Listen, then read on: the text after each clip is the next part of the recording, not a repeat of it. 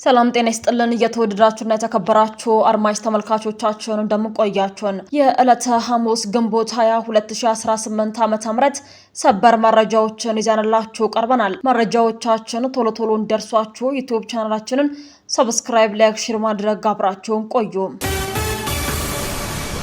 ጀነራል ታደሰ ወረደ መታገታቸው ተሰምቷል። አንድ ወር ለሚሆን ጊዜ ከአደባባይ የጠፉት ጀነራሉ መታገታቸውን የፈረንሳዩ ዜና ጋዜጣ ይፋ አድርጓል። ጀነራሉ ወደ አዲስ አበባ እንዳይጓዙና ከፌዴራል መንግስት ባለስልጣናት ጋር እንዳይገናኙ በሚል ነው የታገቱት ተብሏል። ጀነራሉ ታግተዋል የተረጋገጠ መረጃ ነው። ህወሓት ከአንድ ወር በፊት ደብረጽዮን ገብረ ሚካኤልን ፕሬዝዳንት አድርጎ ጀነራል ታደሰ ላይ መፈንቅለ መንግስት ካከናወነም በኋላ ጀነራሉ ተው ከርመዋል። ከዚህ የመፈንቅለ አስተዳደር በኋላ በአደባባይ ያልታዩት ጀነራል ታደሰ የጠፉ በሚልም ብዙ ሲጠየቅ ነበር። ለዚህም ጥያቄ መልስ ሲሆን መረጃ ይዛናል። ታማኙ የፈረንሳይ ጋዜጣ አፍሪካን ኢንተለጀንስ ለጉዳዩ ሰማሁት ያለውን መረጃ ምንጮቹን ዋቢ አድርጎ ዘግቧል። ጀነራል ታደሰ ወረደ ከመቀሌ እንዳይወጡና እንዳይንቀሳቀሱ ታግተው እንደሚገኙ አረጋግጫለሁም ብሏል። በዚያም ከፌዴራል ባለስልጣናት ጋር እንዳይገናኙ በሚል በህወሓት ቁጥጥር ስር መሆናቸው ተዘግቧል። የአፍሪካን ኢንተለጀንስ ዘገባ እንደሚያመለክተው ይህ እገዳ የተጣለው በጀነራል ጻድቃን ገብረትንሳኤና አቶ ጌታቸው ረዳ አሰባሳቢነት ባለፈው ሳምንት በአዲስ አበባ ምክር ቤት መመስረቱን ተከትሎ ነው። የነ ጀነራል ጻድቃን የአዲስ አበባው ምክር ቤት ህወሓትን በአጭር ጊዜ አስወግዶ ክልሉን ለመቆጣጠርም አቅዷል። ህወሓት ጀነራል ታደሰ ወደ አዲስ አበባ ኮብልለው ከአዲሱ ምክር ቤት ጋር እንዳይቀላቀሉ በሚል ነው ጀነራል ታደሰን የቁም እስረኛ ያደረጋቸው ሲል ዘግቧል። ጀነራሉ ብዙ ምስጢርን የሚያውቁና ህወሓትን አደጋ ላይ ሊጥሉ የሚችሉ ሰው በመሆናቸው እንደሆነም ጋዜጣው አብራርቷል። ከአፍሪካን ኢንተለጀንስ መረጃ መረዳት እንደተቻለው ህወሓት ጀነራሉን ለማገት የወሰነው በሁለት አበይት ምክንያቶች ነው። አንደኛው ጀነራሉ የነጻድቃንን ምክር ቤት እንዳይቀላቀሉ በሚል ሲሆን፣ ሁለተኛው ደግሞ ጀነራሉ እጅ ላይ በርካታ የህወሓት ምስጢሮች በመኖራቸው ነው። በአንጻሩም ደግሞ የትግራይ ጊዜያዊ አስተዳደር ፕሬዝዳንት የሆኑት ሌተናል ጀነራል ታደሰ ወረደን በሚመለከት እየተሰራጨ ያለው መረጃ ከእውነት የራቀ መሆኑን አውራምባ ታይምስ ከጀነራሉ አረጋግጧል ሲል ጋዜጠኛ ዳዊት ከበደ ጽፏል። የትግራይ ዲሞክራሲያዊ ስምረት በትግራይ ክልል አዲስ ጦርነት ለመክፈት በማሰብ በወጣቶች ላይ የተካሄደ ያለውን ሰፊ የግዳጅ ወታደራዊ መልመላና አፈሳ አጥብቆ የሚያወግዝ መግለጫን አውጥቷል።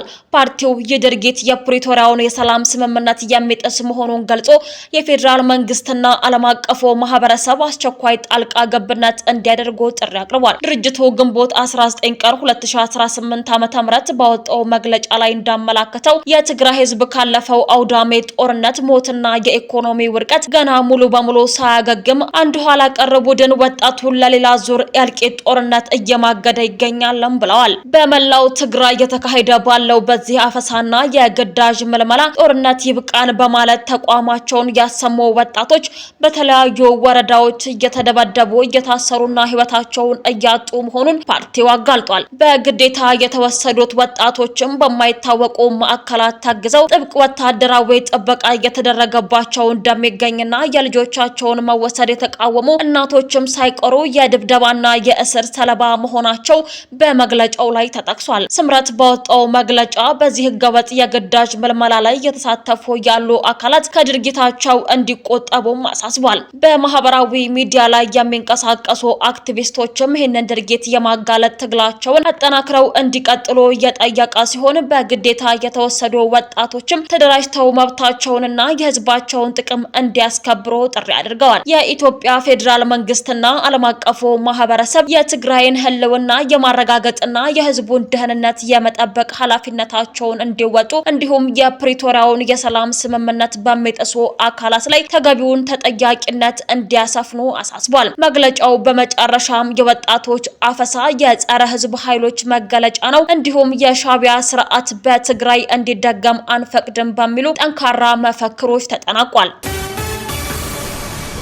የኢትዮጵያ ብሔራዊ ምርጫ ቦርድ ሰኞ ግንቦት 24 ቀን 2018 ዓ.ም የድምጽ መስጫ ቀንን አስመልክቶ መግለጫ ሰጥቷል። የኢትዮጵያ ብሔራዊ ምርጫ ቦርድ ግንቦት 24 ቀን 2018 ዓ.ም የሰባተኛው ጠቅላላ ምርጫ የድምጽ አሰጣጥ እንዲከናወን መወሰኑም ይታወቃል። በዚህም መሰረት በመራጭነት የተመዘገቡ ዜጎች ሁሉ በዕለቱ ድምጻቸውን ለመስጠት ይችሉ ዘንድና የድምጽ አሰጣጥ ሂደቱ ያለምንም የጸጥታ ችግር ይከናወን ዘንድ ቦርዱ የሚከተሉትን ተግባራዊ እንዲሆኑ የምርጫ የፖለቲካ ፓርቲዎች ምዝገባና ስነ ምግባር አዋጅ ቁጥር 1162/2011 አንቀጽ 161 የመተግበር ግዴታ መሰረት ለመንግስታዊና ለማንኛውም መንግስታዊ ላልሆኑ ተቋማት ያሳውቃል። በዚህም መሰረት ዜጎች ዕለቱን ለድምጽ መስጫ ብቻ መጠቀማቸው ስለሚያስፈልግ በፌዴራልና በክልል የሚገኙ ማንኛውም መንግስታዊ ያልሆኑና የግል ተቋማት በተመሳሳይ ግንቦት 4 ቀን 2018 ዓ.ም ዝግ እንዲደረጉም ያሳውቃል። የአስቸኳይ ጊዜ አገልግሎት የሚሰጡ ተቋማት፣ ሆስፒታሎች፣ የዕለት ተዕለት አገልግሎት ሰጪዎች፣ ሆቴሎች፣ ሬስቶራንቶች፣ የትራንስፖርት አገልግሎት በዝግ ቀናት የሚደረጉትን አገልግሎት በተመሳሳይ የሚያከናውኑ ሲሆን የመተግበር ግዴታው እነዚህ ተቋማት እንቅስቃሴ መዘጋት አያስገድድም። የትራንስፖርት አገልግሎት በተለመደው መንገድ የሚቀጥል ቢሆንም ዜጎች ድምጽ ከመስጠት ውጪ ከፍተኛ እንቅስቃሴን የሚፈልጉ ሁነቶችንና እቅዶችን እንዳይዙና እንቅስቃሴው ድምጻቸው መስጠት ብቻ ላይ እንዲያተኩሩም ቦርዱ ያበረታታል።